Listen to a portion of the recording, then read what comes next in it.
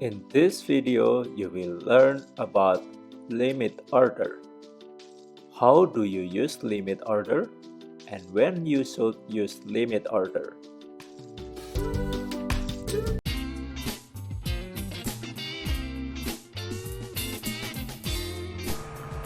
To put on a stop loss or take profit on your trade that you're about to make, then all you have to do is go ahead and treat it like a regular order.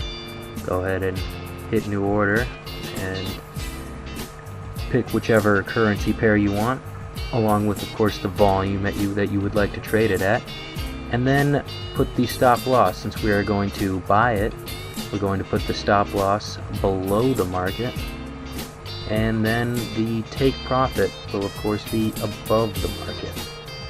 So we'll go ahead and put place, and it will show up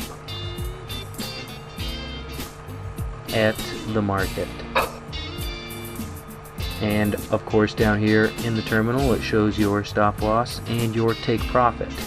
And as we can see up here, the green line right here on the chart is the entry, the red line above it is the take profit, and the red line below it is the stop loss. Now the same thing would happen if we, instead of buying it, were to sell it. Although we would just switch it, making it inverted with the stop loss being above it and the take profit being below the market.